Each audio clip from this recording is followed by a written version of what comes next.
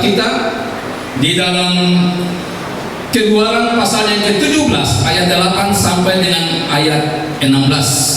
Kita akan baca secara bergantian. Sudah ada juga pada slide, nanti bisa dapat membacakannya bagi bapak mama yang mungkin mata agak kurang untuk bisa melihat, bisa dibantu dengan slide.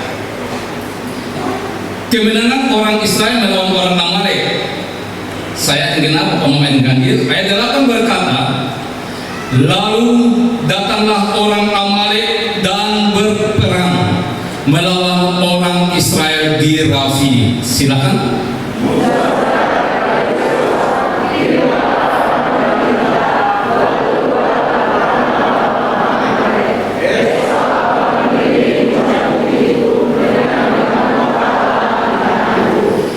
Lalu Yosua melakukan seperti yang dikatakan Musa kepadanya dan berperang melawan orang Amalek. Tetapi Musa, Harun dan Hur telah naik ke puncak bukit.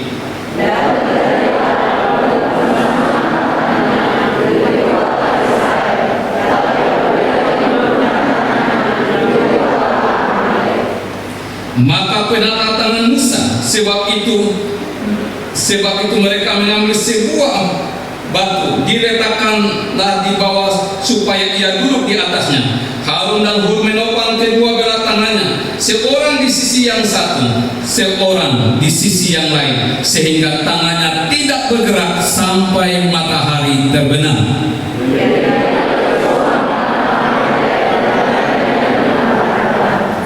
Kemudian berfirmanlah Tuhan kepada Musa, tuliskanlah semuanya ini dalam sebuah kitab sebagai tanda peringatan, dan ingatkanlah ke telinga Yosua bahwa aku akan menghapuskan sama sekali ingatan kepada Amalek dari kolong langit.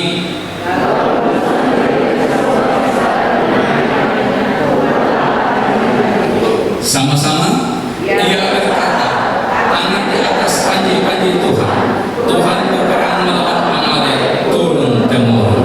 Puji Tuhan. Silakan duduk bapak mama yang diberkati oleh Tuhan. Shalom. Ya, puji Tuhan.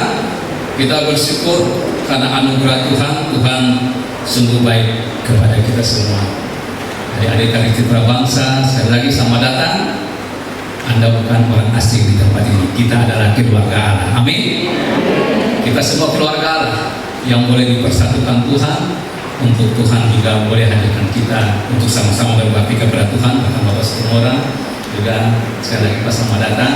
Tuhan tetap berkati Bapak di dalam selama adat Kupang, biarlah tetap diberkati dan menikmati kota Kupang dengan cuaca yang panas. Ya, puji Tuhan. Baik Bapak-Bapak yang diberkati oleh Tuhan, tema firman Tuhan yang diberikan kepada kita yaitu sinergi yang membawa kemenangan. Sinergi yang membawa kemenangan. Nah, apa itu sinergi? Kalau kita dari tema ini, sinergi artinya kegiatan atau operasi gabungan. Ini menurut Kamus Besar Bahasa Indonesia tahun 1988, halaman 667. Yaitu secara bersama-sama di dalam berbagai perbedaan yang ada tetapi memiliki kesamaan tujuan. Itu menurut KBBI, Kamus Besar Bahasa Indonesia. Kalau menurut Kamus Webster, itu sinergi diartikan sebagai keterlibatan, yakni keikutsertaan atau bentuk dari mengambil bagian. Mengambil bagian ini tujuannya adalah mendapat keuntungan atau untuk mendapat sesuatu yang benar. Nah, berarti sinergi ini adalah kerjasama di mana untuk tujuan adalah tujuan yang positif, tujuan yang membawa kepada kemenangan. Kemenangan yang dimaksudkan adalah kemenangan orang mau melakukan hal positif tapi tujuannya kemenangan. Ada juga orang yang dalam kelompok yang melakukan kejahatan juga tujuannya adalah supaya dapat kemenangan, dapat untung. Kalau kita lihat televisi kan ada tim yang merampok, tujuan dia kalau dia merampok ya luput, modalnya cuma satu, harus nekat. Kalau modalnya dia tidak nekat, jangan coba-coba. Ya, itu dari sisi negatif. Jadi baik orang yang melakukan kejahatan dia tujuannya untuk mendapatkan keuntungan, tapi di dalam hal-hal yang positif juga tujuannya adalah orang yang bersinergi, yaitu dia ada bersama-sama di dalam berbagai perbedaan tapi memiliki kesamaan tujuan. Nah, Bapak Mama yang diberkati oleh Tuhan Yesus Kristus, kita akan lihat di dalam teks ini tentang kemenangan orang Israel melawan orang Amalek. Nah, ini Israel versus Amalek. Nah, sekarang ini kan di Timur Tengah ini, ya kita lagi berdoa juga supaya peristiwa di Timur Tengah itu juga boleh damai, ya. Karena kita yakin di Gaza juga ada orang-orang Kristen juga di sana. Amin. Nah, itu masalah-masalah yang sangat. Dan kita tidak akan bahas itu, tapi kita akan melihat di dalam teks ini tentang Israel melawan Amalek, dan dikatakan kemenangan orang Amalek atau kemenangan orang Israel melawan orang Amalek. Dari dia punya judul. Nah, Bapak Mama yang diberkati oleh Tuhan, di ayat-ayat sebelumnya ini peristiwa di dalam pasal 17 ini orang Israel ini baru berjalan pulang atau berjalan keluar dari Mesir untuk menuju ke tanah Kanaan, dan mereka tiba di Rafidi. Di Rafidi itu daerah padang gurun, dan di sana dikatakan tidak ada air diminum oleh bangsa itu. Lalu Israel ini berontak melawan Musa. Berontak kepada Musa sebagai pemimpin mereka. Mereka bersungut-sungut, lalu mereka mau melempari Musa dengan batu. Dan ketika Musa membawa perkara ini kepada Tuhan, Tuhan katakan kepada Musa supaya tongkat yang ada di tanganmu itu kau pukul gunung batu supaya keluar air. Dan ketika Musa melakukannya, mujizat terjadi. Jadi bangsa ini mengalami mujizat setelah mereka selesai bertengkar dengan Musa.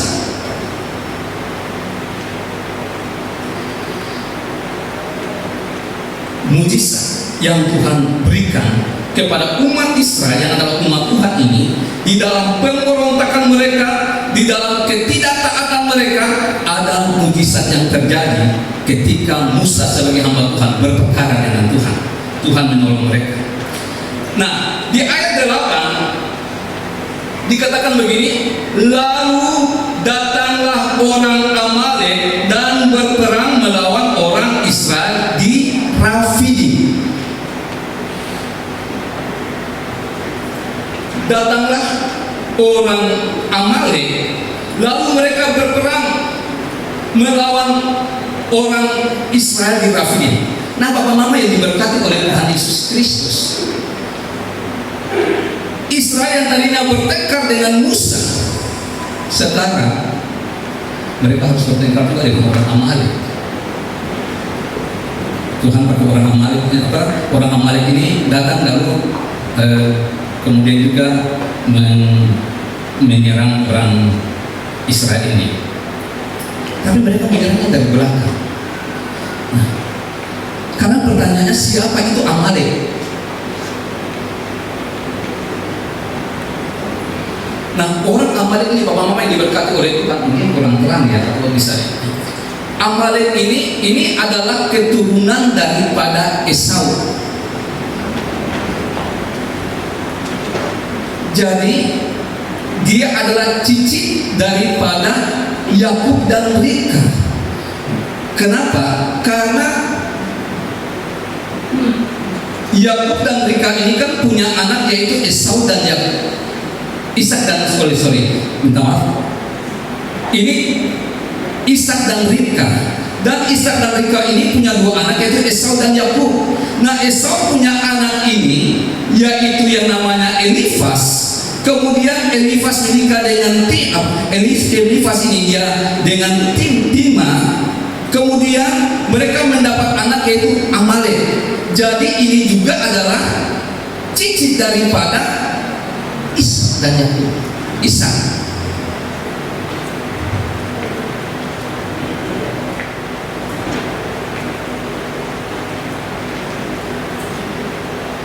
Nah,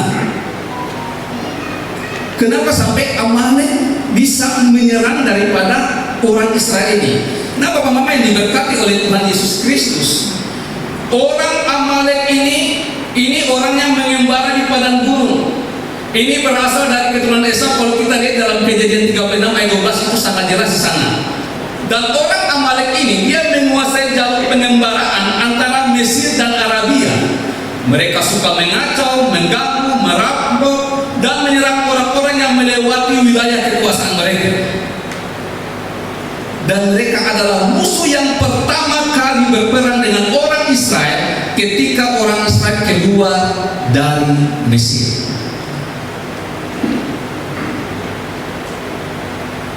Ini orang Amalek. Orang Amalek menyerang orang Israel secara tiba-tiba dari belakang yang merupakan barisan orang-orang lemah. Kita bisa lihat di dalam Ulangan 25 ayat 17 sampai dengan 18. Nanti Bapak Mama bisa lihat di sana tentang sikap daripada orang Amalek.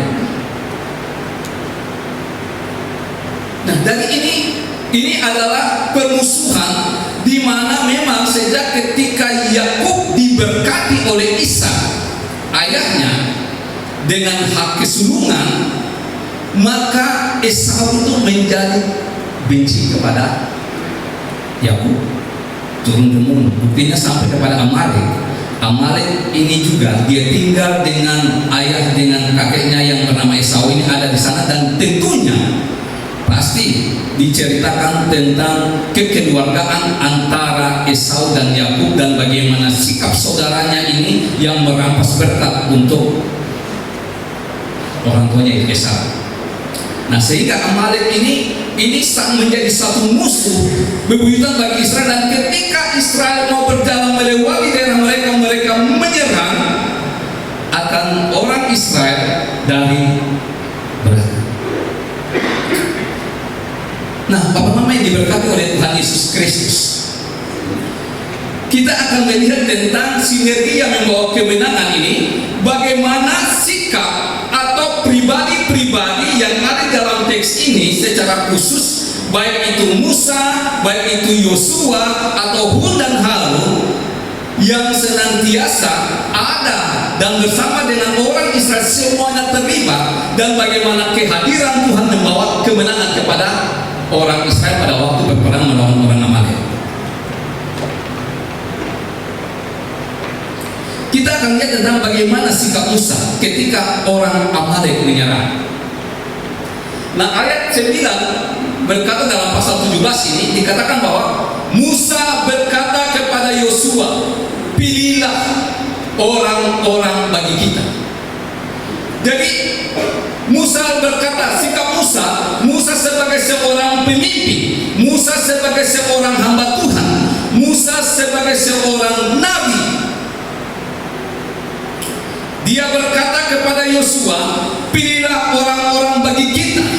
Kata pilihlah orang-orang bagi kita ini menunjukkan kepada kita bahwa Musa menyuruh kepada Yosua, pilih orang-orang khusus yang bisa berperang. Kalau sekarang ini mungkin dikatakan pasukan khusus. Pilih orang-orang atau dikatakan orang-orang yang punya kemampuan, orang-orang yang berani, orang-orang yang tangguh, orang-orang yang tidak takut mati untuk berperang melawan orang Amalek. Jadi sikap Musa tidak, ketika dia sebagai seorang pemimpin, maka dia berkata kepada Yosua yang pertama supaya Yosua memilih, kemudian juga yang kedua supaya Yosua keluar berperang. Sikap yang ketiga daripada Musa juga ketika dia memberikan perintah, dia juga berkata bahwa Musa akan senantiasa berdiri dengan memegang tongkat Allah di tangan. Ayat 9 bagian akhir, aku akan berdiri di puncak bukit itu dengan memegang tongkat Allah di tangan. Nah, Bapak Mama yang diberkati oleh Tuhan,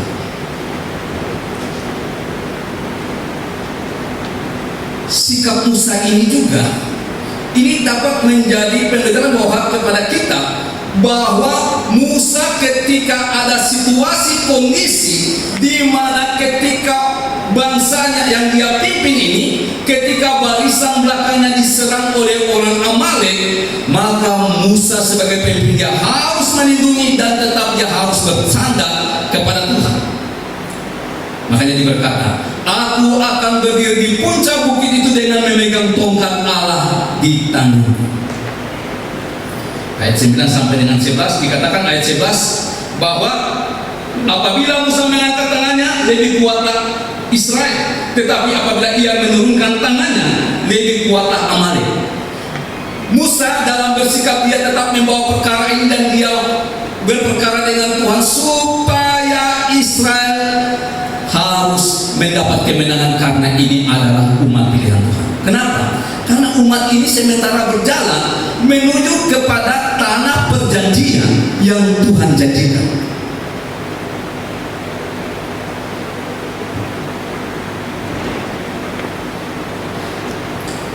Nah, Bapak yang diberkati oleh Tuhan, memang kalau kita lihat dari dulu sampai dengan sekarang ini, peristiwa yang terjadi di Timur Tengah ini tidak ada damai-damai. Betapa yakin nanti sampai Raja Damai datang, baru ada damai. Yesus datang pada kali ini.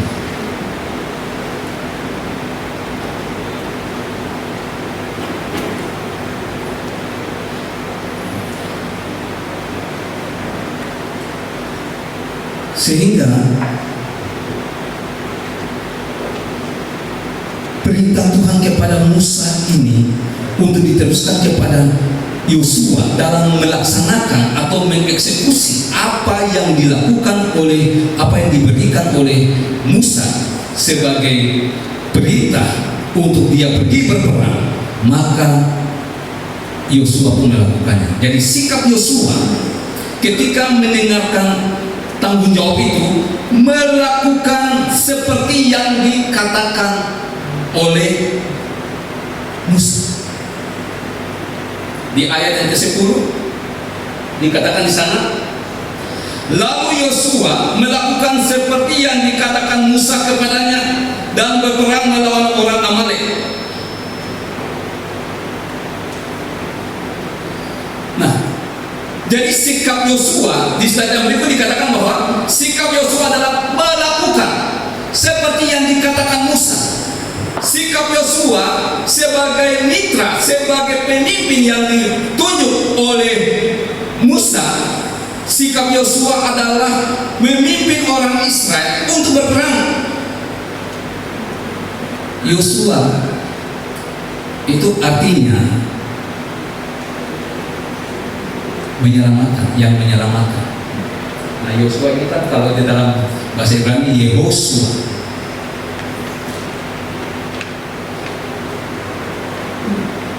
Dia turun nanti sampai kepada di dalam perjanjian baru, Yesus datang, dikasih nama Yesus yang menyelamatkan. Tapi dalam perjanjian ini Yosua seperti namanya, maka dia yang akan memimpin orang Israel dalam berperang, dan dikatakan dia melakukan seperti yang dikatakan Musa. Bapak-bapak yang diberkati oleh Tuhan, untuk membawa kemenangan, maka setiap perintah apapun yang dilakukan, yang diberikan oleh atasan, dia melakukan seperti yang dikatakan. Jadi ketika Musa memberikan perintah kepada Yosua yang akan nanti memimpin orang Israel atau orang-orang yang sudah dipilih ini secara khusus untuk pergi berperang, Yosua melakukan seperti yang dikatakan Musa. Bapak Mama yang diberkati oleh Tuhan Yesus Kristus, sebagai orang percaya, kita juga senantiasa harus dalam melakukan tugas apapun yang diberikan, melakukan seperti yang dikatakan. Artinya perintah-perintah itu tetap tidak ada yang terlewatkan.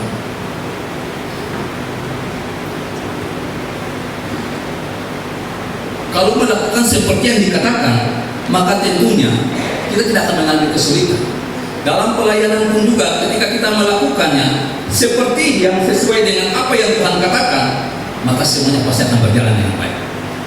Gereja ini ketika dia hadir di muka bumi ini, maka gereja itu sebagai alat Tuhan untuk senantiasa menyatakan kebenaran, memberitakan tentang Injil Kerajaan Allah, supaya banyak orang percaya kepada Yesus Tuhan. Gereja ini ketika dia hadir di muka bumi ini, di setiap gereja lokal kita masing-masing, bahkan secara khusus bagi gereja GMI yang Tuhan hadirkan ini juga, itu menjadi titik awal supaya kita sebagai jemaat Tuhan senantiasa berjalan melakukan seperti yang Tuhan katakan. Amin. Gereja misi, maka dia harus senantiasa memberitakan misi. Jadi baik sikap Musa maupun sikap Yosua, ketika Musa melihat keadaan situasi demikian, maka selain dia memberikan perintah, dia naik ke bukit lalu dia memohon belas kasihan Tuhan kepada orang Israel yang lagi berperang di bawahnya. Yosua melakukan seperti yang dikatakan oleh Musa. Dia berperang melawan orang Amalek.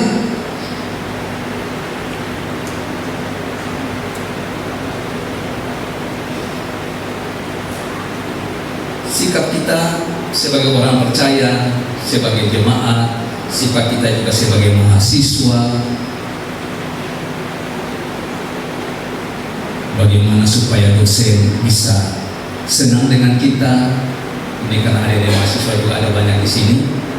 Maka yang diperlukan adalah sopan, taat aturan, disiplin dalam hal kehadiran, semuanya. Berpartisipasi aktif dalam diskusi, serius menjalani perkuliahan, serius dalam mengerjakan tugas ataupun ujian secara benar dan jujur,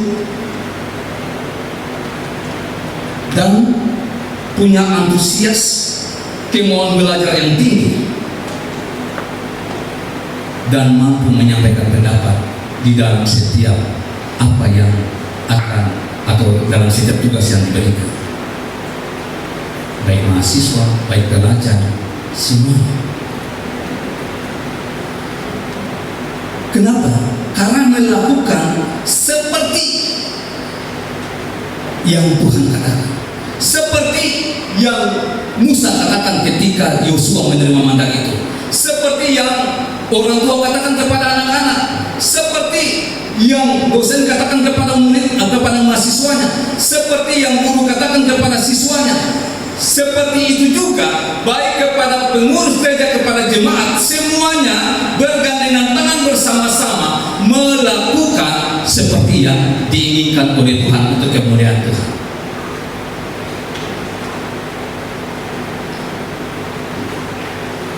Ini sikap daripada Yosua pada waktu diberikan tanggung jawab, dia melakukan apa yang diinginkan. Lalu bagaimana sikap Harun dan Hur? Ayat 12 itu sangat jelas ketika ada terjadi situasi di mana ketika Musa di atas puncak bukit itu, di atas bukit itu, dan Harun dan Hur ada bersama-sama dengan Musa dan menyaksikan kalau tangan Musa ini turun, lebih kuatlah Amalek.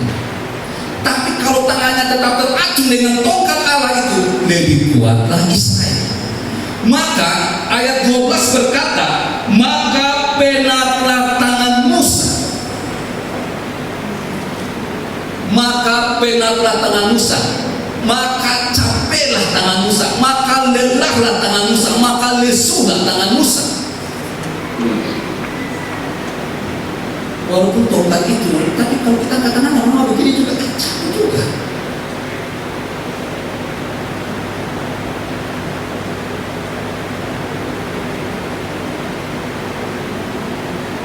Jadi ketika penat tangan Musa, Harun dan Hur ini, mereka kemudian mengambil sebuah batu lalu meletakkan di bawah Musa supaya Musa duduk. Lalu dikatakan ketika Musa duduk di atas batu itu, kedua orang ini yaitu Harun dan Hur Yang satu di sisi kiri, yang satu di sisi kanan. Mereka menopang supaya apa? Tangan Musa jangan. Di dalam tongkat Allah ketika waktu terancam ini juga menggambarkan Musa berperkara dengan Tuhan. Musa berdoa kepada Tuhan. Israel, Yosua dan umat Israel yang dipilih itu lagi berperang dengan Amalek.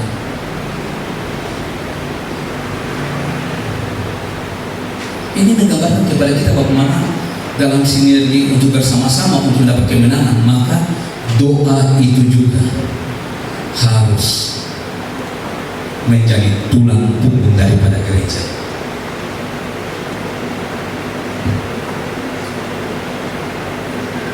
Gereja yang tidak berdoa, gereja itu hanya melengkapi aktivitas, tapi walaupun kegiatan selesai, tidak ada pengurapan di dalamnya. Karena ini pekerjaan Tuhan, maka Tuhan harus hadir. Dan terbukti sini ketika tangan Musa benar lebih kuat Amalek pada waktu tangan Musa turun, tapi ketika ditopang, waktu ditopang oleh Harun dan Hur supaya tangan Musa terangkat, lebih kuatlah Israel sampai matahari terbenam. Dan kemenangan itu terjadi bagi Israel.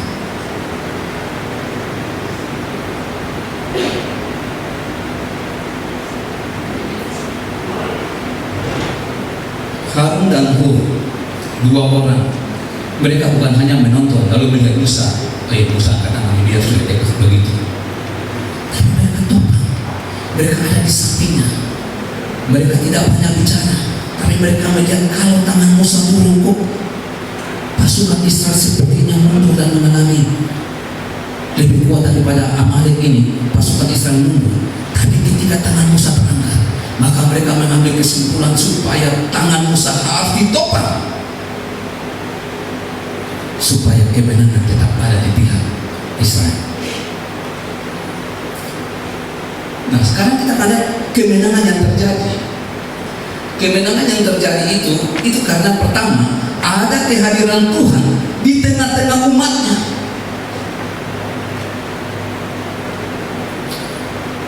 Tuhan hadir di tengah-tengah umatnya.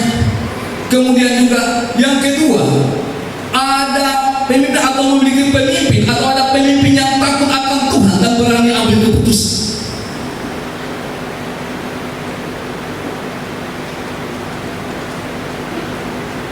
Musa ketika situasi ada, dia berkata, Yosua, pilih orang-orang yang tangguh, orang-orang yang dapat berperang, lalu kamu keluar untuk berperang.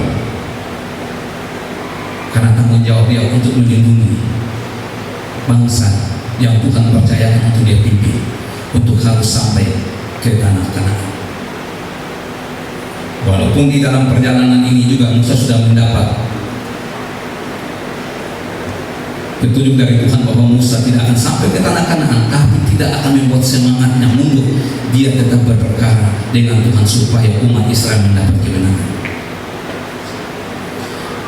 Kemenangan terjadi juga karena di tengah-tengah umat, karena memberikan tanggung jawab kepada orang yang dapat dipercaya, dan orang yang dapat dipercaya ini dalam memimpin adalah Yosua. Bapak-bapak yang diberkati oleh Tuhan, di dalam bagian ini memang adalah bagian aplikasi untuk kita supaya kita juga belajar bahwa dalam bersinergi untuk mendapat kemenangan di dalam seluruh kehidupan kita secara khusus dalam iman kita kepada Tuhan, maka ketika sebagai umat Tuhan juga dalam melakukan tugas tanggung jawab yang ada harus menjadi orang yang dapat dipercaya. Ketika Yosua mendapat mandat, diberikan kepercayaan oleh Musa untuk memimpin bangsa Israel untuk berperang, Alkitab mencatat Yosua melakukannya seperti yang dikatakan oleh Musa.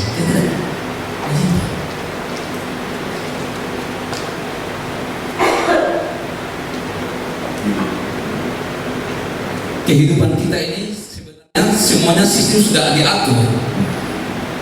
bagi kita orang percaya, yaitu secara khusus melalui iman Kristen, itu sudah diatur dalam Alkitab yang mengajar tentang kepada kita bagaimana hidup kita ini untuk tetap berjalan tengah-tengah dunia ini.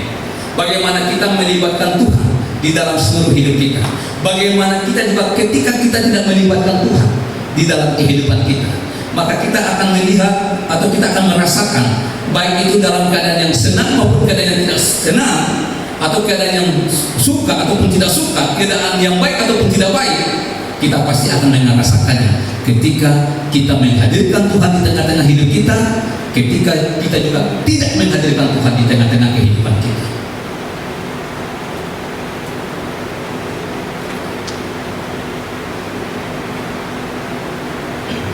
Kita harus menjadi orang yang dapat dipercaya. Karena kalau orang tidak dapat dipercaya oleh Allah, maka dia akan mengerjakan sesuatu itu tidak akan maksimal. Karena dia tidak percaya di dalam pekerjaan Tuhan. Biarlah kita juga menjadi orang-orang yang dapat dipercaya. Dalam 1 Korintus 4 itu sangat jelas, saya ingin membacakannya kepada kita.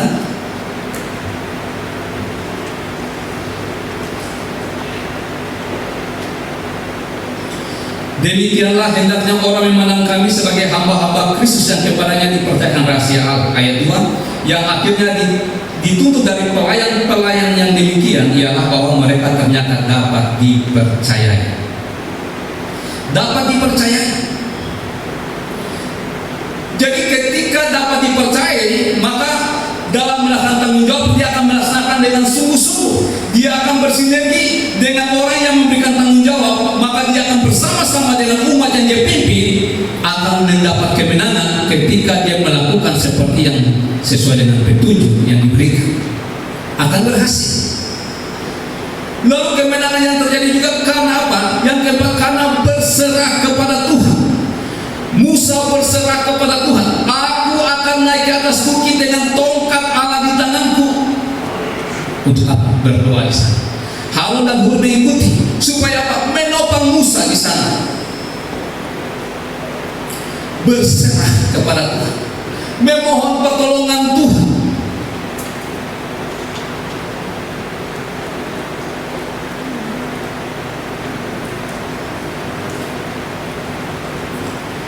Bapak-bapak yang diberkati oleh Tuhan, memang kalau kita baca di dalam kisah-kisah tentang Amalek dalam Alkitab ini, ketika Raja Saul juga pada waktu mau menumpas orang Amalek, Saul memberikan perintah bahwa semua yang kamu jumpai, baik itu manusia, bayi, bahkan dalam kandungan pun tumpas. Ngeri sekali kalau kita lihat di dalam Alkitab ini.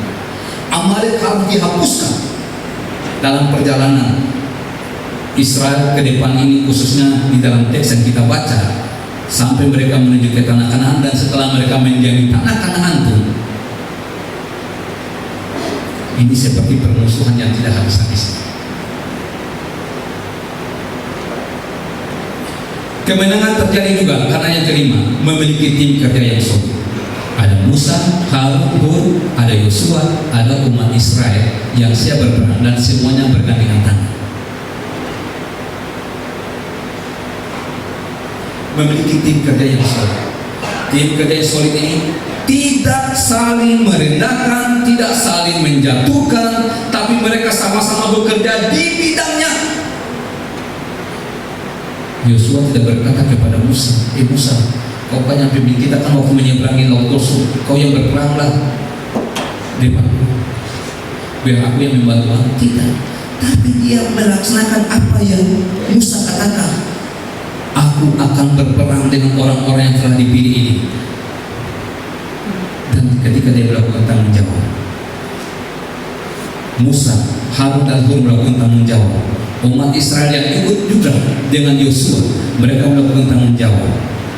Ini bicara tentang satu tim kerja yang solid, di mana ketika semuanya bekerja atas petunjuk seperti yang Musa katakan, maka membawa kemenangan kepada orang Israel. Bapak-bapak yang diberkati oleh Tuhan Yesus Kristus, bagaimana dengan kita bersinergi dalam pelayanan Kristen? kita sudah melihat dalam teks ini dan bagaimana bersejarah dalam pelayanan Kristen. Bersendiri adalah menjadi kawan sekerja Allah yang terus melatih kehendak bebasnya sesuai dengan kehendak Allah, sehingga tidak mudah tergoda oleh kejahatan dan dosa. Menjadi kawan sekerja Allah. Jadi orang Kristen, gereja Tuhan itu adalah kawan sekerja Allah. Kenapa? Karena menurut 1 Petrus 2 ayat 9, gereja adalah orang-orang yang dipanggil keluar dari kegelapan untuk masuk ke dalam terang Tuhan yang ajaib, lalu memberitakan perbuatan-perbuatan Tuhan. Maka dia menjadi rekan sekerja Allah. Gereja, kalau dia menjadi rekan sekerja Allah, maka gereja ketika dia berada di tengah-tengah dunia ini, dia tidak boleh menjadi serupa dengan dunia ini. Menurut Roma pasal 12 ayatnya yang kedua. Karena dia adalah kawan sekerja Allah. Dia adalah bersama-sama dengan Allah. Dia melibatkan Allah di dalam seluruh kehidupannya. Dan juga dia juga harus menang terhadap dosa.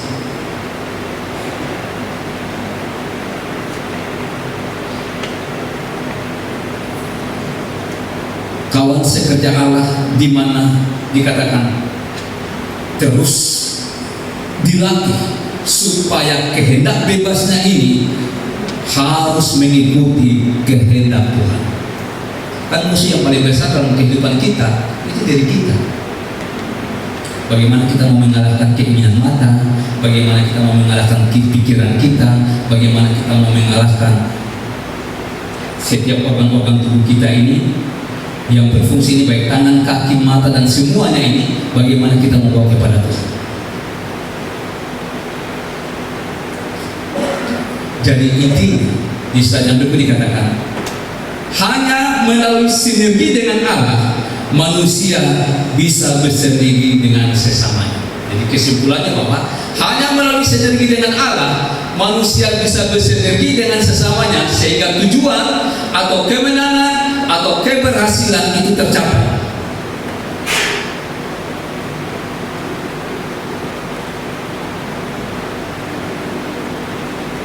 Dia dalam persekutuan dengan Tuhan. Gereja Tuhan harus memang persekutuan dengan Tuhan, baik itu dalam pujian, dalam penyembahan, dalam doa-doa. Gereja Tuhan tidak bisa jauh daripada Tuhan. Gereja Tuhan atau orang percaya harus melekat dengan Tuhan. Dia harus hanya melalui sinergi dengan Allah inilah, maka dia bisa nanti dengan sesama dia akan menjadi berkat.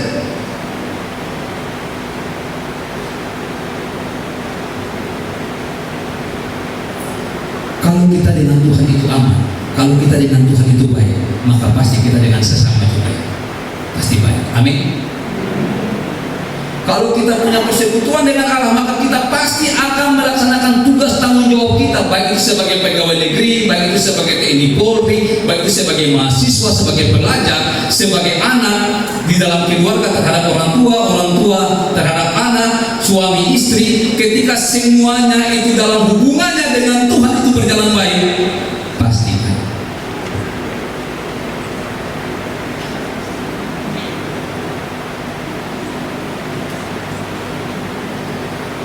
Lalu implementasi untuk melaksanakan tugas-tugas yang besar dalam pelayanan itu, umat Tuhan harus apa? Nah,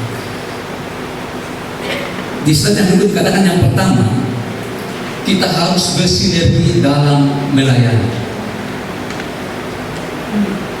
Melayani harus semaksimal mungkin. Pelayanan yang Tuhan percayakan, maka kita harus melayani dengan sungguh-sungguh. Yang punya pekerjaan ini Bapak Mama yang diberkati oleh Tuhan. Beta sering sampaikan begini bahwa kita dalam melayani Tuhan ini cuma karena Tuhan kita ini tidak kelihatan saja dengan mata jasmani.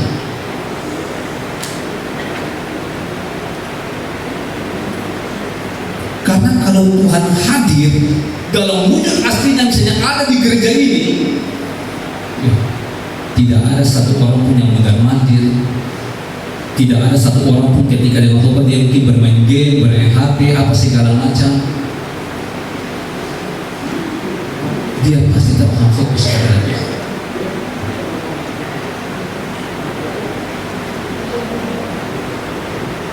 Kalau Tuhan itu itu dapat dilihat dengan mata jasmani, tapi dia hadir. Tapi dengan iman kita meyakini bahwa Allah hadir di tempat ini. Cuma karena mata jasmani kita nggak lihat, makanya dosa itu bisa terjadi dan iblis itu ikut masuk ke dalam gereja.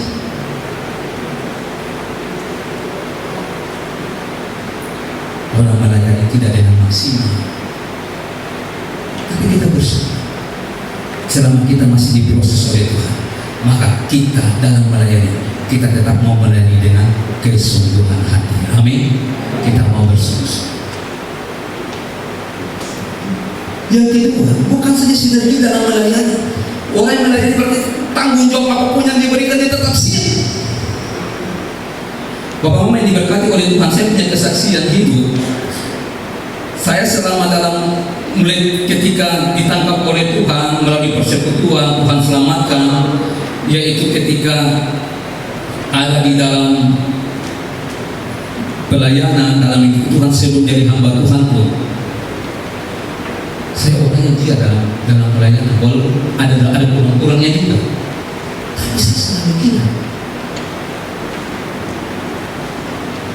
Bukan dalam arti saya membanggakan diri, bukan, tapi saya melihat bagaimana Tuhan memproses saya melalui GMI bahkan juga YPPI pada waktu itu.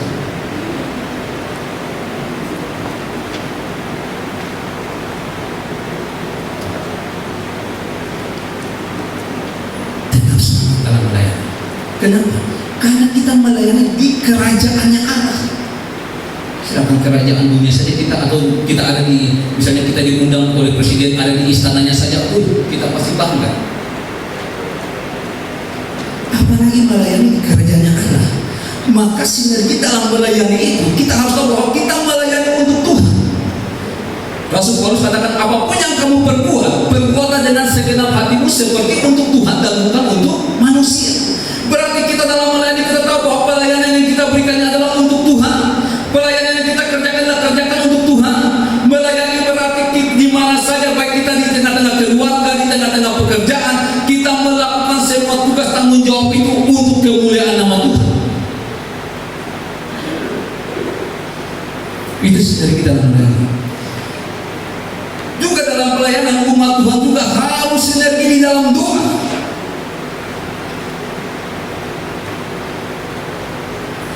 Doa ini sebenarnya bukan suatu pilihan, tapi doa ini adalah suatu kewajiban. Kenapa? Karena doa adalah komunikasi umat Tuhan dengan Allah.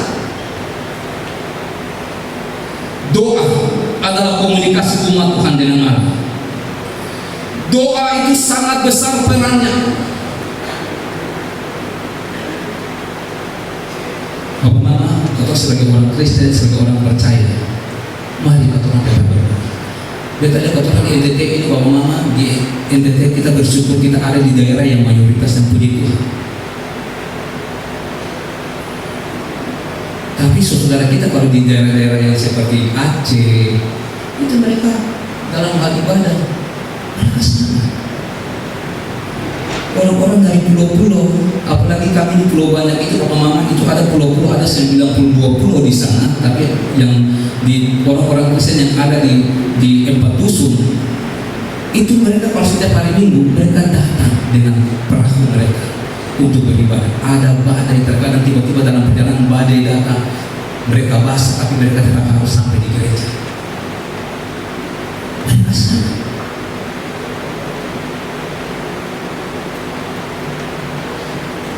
Tekun dalam doa, ketika dalam beribadah mereka juga tetap bersinergi.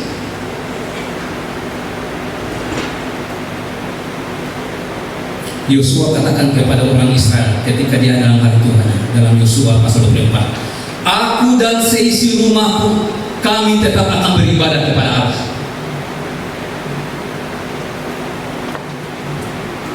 Aku dan seisi rumahku kami tetap akan beribadah kepada Allah. Ibadah kepada Allah tidak bisa dibatalkan oleh manusia yang tidak percaya kepada Allah. Yosua, dia mengambil keputusan ketika dia sudah ada tanah Kanaan bersama dengan orang Israel, bahkan sampai dengan hari tuanya, dia berkata, aku dan seisi rumahku kami tetap beribadah kepada Allah. Kalau kalian tidak mau beribadah kepada Allah, terserah, tapi aku dan seisi rumahku kami tetap akan beribadah kepada Allah. Ini juga menjadi semangat kepada kita sebagai jemaat Tuhan, sebagai jemaat GMI maupun juga sebagai jemaat di gereja lokal kita masing-masing.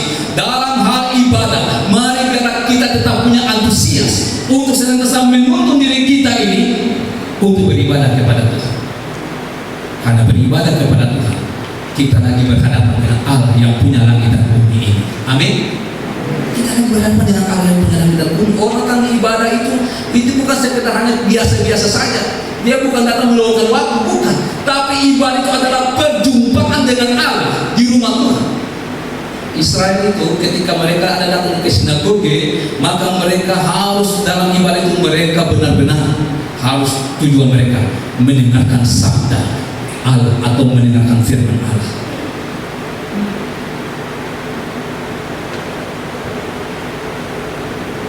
Kita bawa keluarga kita bawa anak-anak kita untuk beribadah kepada Tuhan.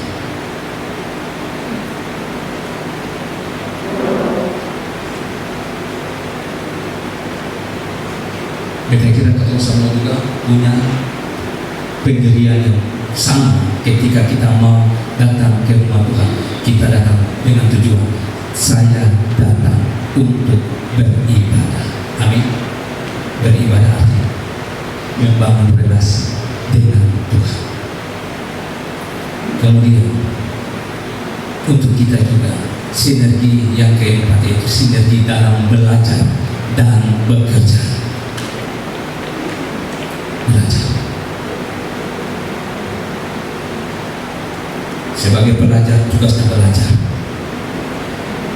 Orang tua kasih sekolah anak, tujuannya belajar. Dia datang merantau sampai di kota Kupang ini untuk kuliah, tujuannya kuliah, belajar.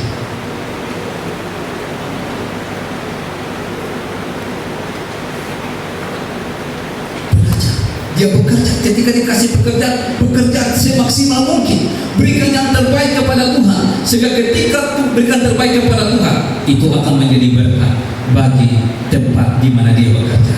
Itu akan menjadi berkat bagi orang-orang yang senantiasa mendapat pelayanan di tempat pekerjaan yang dia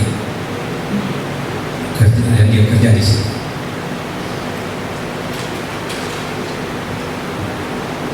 Kita kira orang gereja juga harus adopsi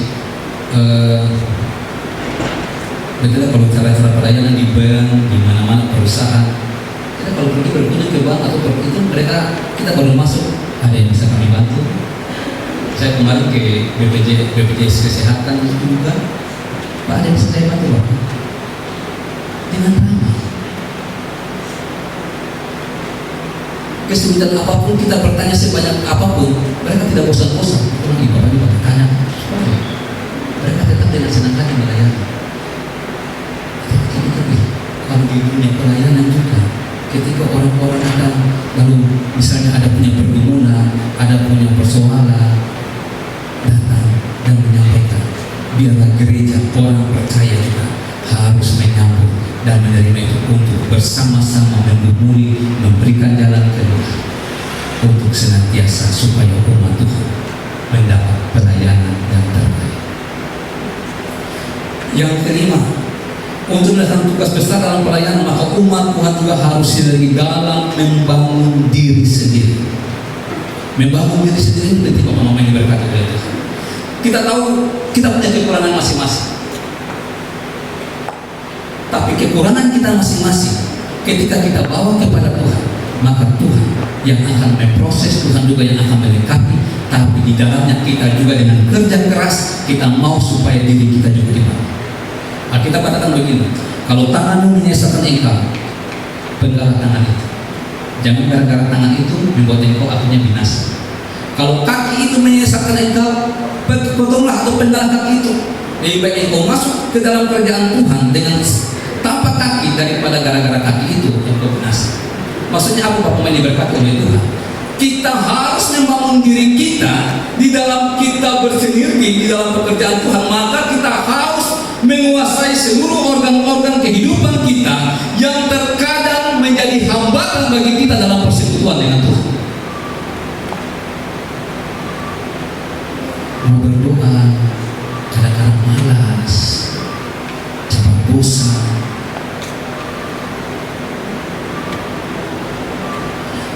mau ke gereja kadang-kadang capek setelah bosan, tidak ada tertarik datang ke ibadah kalau memang nanti perlu.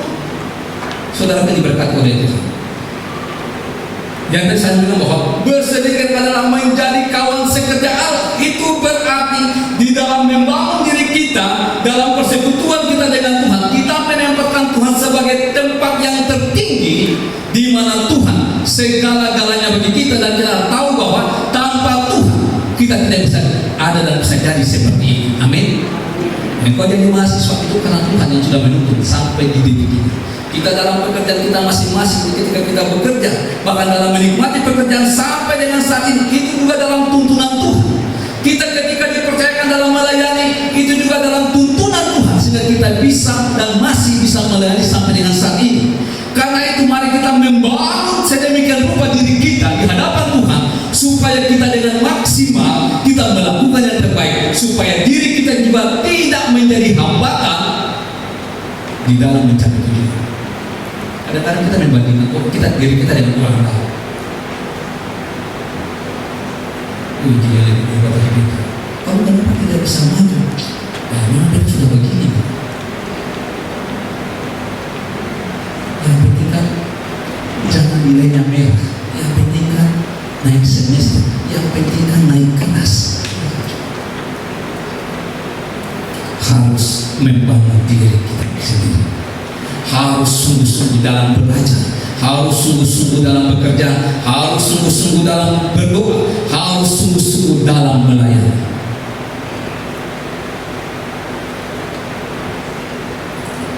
Nah, Bapak yang diberkati oleh Tuhan Yesus Kristus, beta tutup dengan nilai-nilai yang harus dimiliki dalam sinergi ini. Itu yang pertama, takut akan Tuhan dan kejujuran.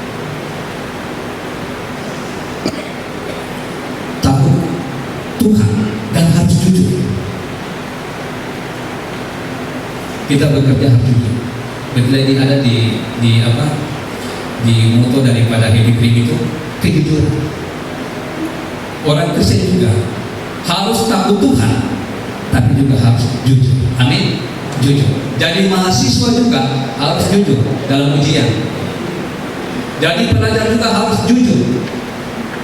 Jadi apapun, setiap tanggung jawab yang diberikan kepada kita harus jujur, harus terbuka di hadapan Tuhan.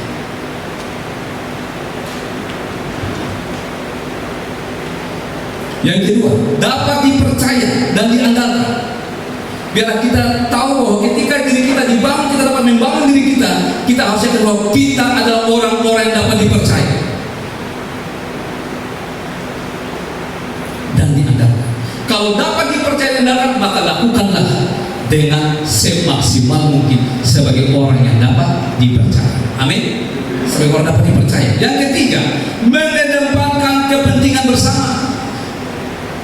Musa, Yosua, Harun, Hur, orang-orang yang tidak memikirkan diri mereka, tapi mereka memikirkan umat Tuhan. Mereka memikirkan bangsa yang Tuhan percayakan untuk mereka. Ketika kita dipercayakan oleh orang tua dalam studi, maka lakukanlah dengan sungguh-sungguh. Ini kita bicara banyak kali ini, ada di mahasiswa lebih banyak di sini, maka lakukan dengan sungguh-sungguh. Beta pernah bersaksi dulu, Bapak Mama diberkati oleh Tuhan. Beta punya orang tua masuk rumah sakit. Ternyata setelah dia dalam kondisi lebaran, dia bilang nih, no, orang anu kan kalau laki punya no, Papa misi-misi. Papa sakit ini karena pikir kamu. Karena kuliahku gak habis-habis. Ternyata betul Bapak. Orang tua bayar uang semester cuma karena pikir nanti dulu. Tunda.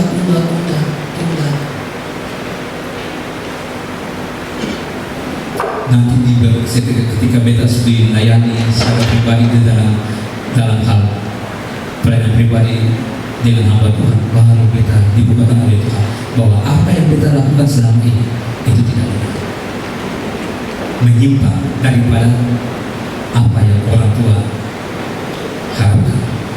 Jadi harus orang dapat dipercaya, diandalkan, mengedepankan kepentingan bersama, kemudian saling menghormati, saling mendukung, dan saling mengandalkan. Ini nilai-nilai yang harus dimiliki dalam bersinergi, yaitu saling menghormati. Kita harus menghormati setiap perbedaan. Ketika mungkin teman kita kasih kritikan kepada kita, sepanjang itu membangun kita, kita hormati. Kita juga harus saling mendukung. Ada teman yang lemah, kita kasih support supaya tetap harus bisa.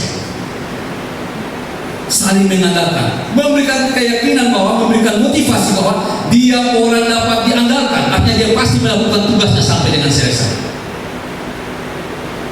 Tapi kalau kita katakan, lu bisa buat, ya hati-hati, kalau lu tidak bisa buat, ya bahaya, nanti lu bisa dapat hukum. Bukan memberikan inspirasi yang positif, tapi sudah menjatuhkan semangat kepada teman. Jadi harus saling menghormati, saling mendukung, dan mengandalkan. Bapak Mama yang diberkati oleh Tuhan Yesus Kristus, mari sebagai orang percaya, sebagai umat Tuhan yang Tuhan berikan kepada kita, untuk kita jalani hidup ini di dalam takut akan Tuhan, belajar daripada teks yang kita baca ini, kemenangan melawan orang Amalek ini yang dilakukan oleh orang Israel ketika mereka dalam tuntunan Tuhan.